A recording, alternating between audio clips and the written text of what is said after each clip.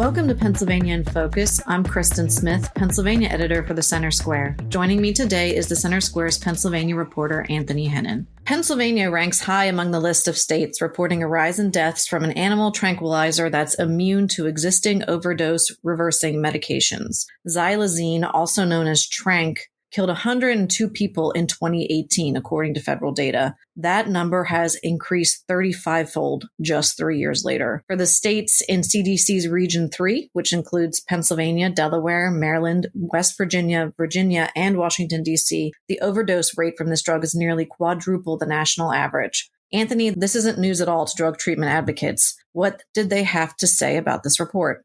Like you said, this is not exactly news, especially in Pennsylvania. I spoke with some people out at Unity Recovery, which is a harm reduction group, a recovery community organization that does a variety of different things. I mean, they offer peer support services and harm reduction trainings. They provide the overdose reversal drug, Narcan or naloxone. They give out fentanyl and xylazine test strips. They offer wound care and wound care training. They do a lot of this different stuff. But the rise of xylazine is not a surprise. Talking with Destiny Campanella, who's the harm reduction program director there, she said that Philadelphia is very much the epicenter of xylazine.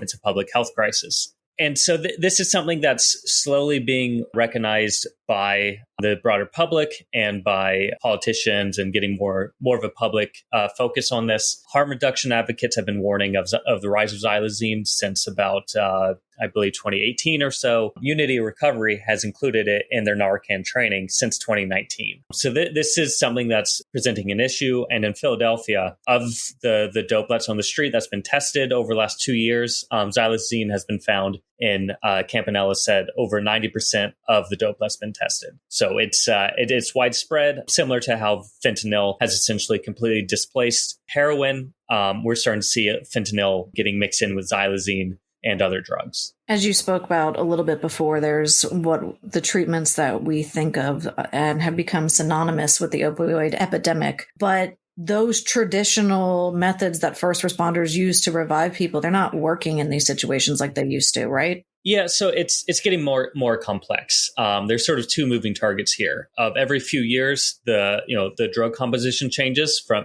heroin to fentanyl to xylazine to everything else under the kitchen sinks that gets mixed in. So as those things change and they're not stable, there's something new every few years. The response to it also has to change.